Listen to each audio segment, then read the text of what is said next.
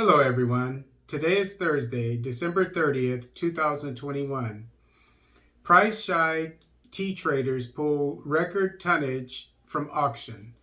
This article is taken from the East African. Traders at the Mombasa tea auction withdrew 2.5 million kilograms of tea from the floor in the 50th sale as prices of the commodity continue to falter for the third consecutive week. This is the highest amount of tea to be withdrawn as tea traders' fortunes remain bleak with no hope of prices increasing anytime soon. According to 50th week Mombasa tea auction market report, average price decreased to $2.39 compared with sale 49 and 48, which traded at $2.44 and $2.49 respectively. In cell 50, the total volume of tea was 298,087 kilograms less than cell 49. Data from the East Africa Tea Traders Association, EATTA, indicates general demand prevailed for 11.7 million kilos available for sale. 9.1 million kilos were sold, with 2.5 million kilos representing 23% of packages remaining unsold. A decrease in prices has forced many traders to hoard tea to avoid more losses. Unscrupulous traders were blamed for interfering with the prices, but the EATTA Secretariat has denied the allegations. EATTA Managing Director Edward Mudibo linked the price decline to an increase in tea supply to the market. We are witnessing a rise in volumes of tea at the auction, and this oversupply is pushing down auction values despite a lengthy dry season. The market cannot absorb the minimum price set by the government of $2.86, said Mudibo. In July, Kenya's Agriculture Cabinet Secretary Peter Munya said, due to dipping prices, the government has set a minimum reserve price based on the cost of production, grade, and of the tea, and for a reasonable return to the farmer.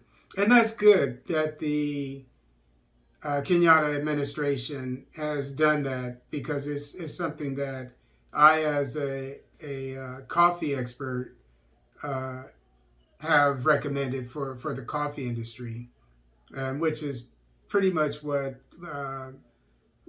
seems to be happening in Ethiopia.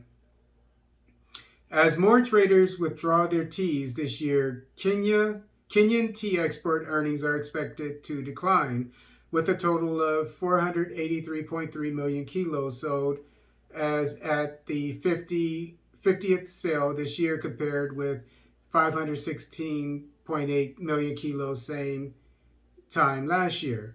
In April, President Uhuru Kenyatta issued an executive order to control tea prices as after credible allegations were raised regarding potential price and auction manipulation, abuse of dominance, and insider trading within the tea value chain, which caused a decline in farmers' returns. Mudibo said they suspect that traders from Tanzania, Rwanda, and Uganda who held on to their teas during the period of strict COVID-19 containment measures and were now flooding the market.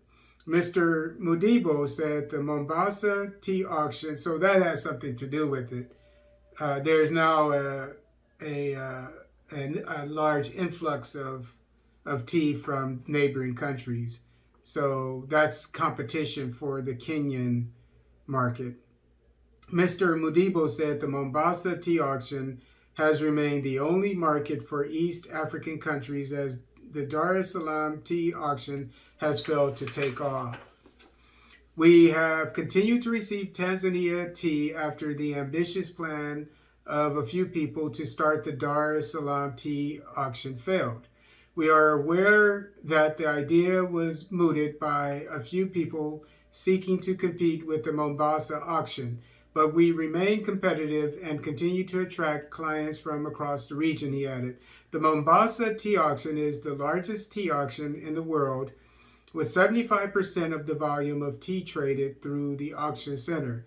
Close to 32% of the tea exported to the world passes through Mombasa. So, similar to Magufuli, before he passed away, how he helped out his cashew farmers when Indians that came to Dar es Salaam tried to set the price that would be paid for the cashews. Magufuli sent them back to India, bought the cashews with government money from the farmers, sent them back to their farms, and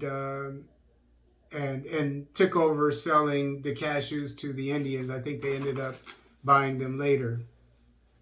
So if possible, to serve as a subsidy, which is important for the agriculture industry, similar to the United States, if your farmers who are at the height of careers, professions of any country, because they feed the populace, and the populace can't do anything if it's not fed. So if they're not the most important, they're among the most important sector of the economy, and it's probably why the United States always subsidizes its farmers. And so it's something that I, as a coffee expert, a coffee production expert, recommend to all coffee exporting countries, that they subsidize their coffee industries if needed. You know, at least until they get on their feet, because they will get on their feet. So if possible, the Kenyatta administration can buy this. It seems to be surplus coffee because of the neighboring countries bringing their coffee to the Mombasa auction.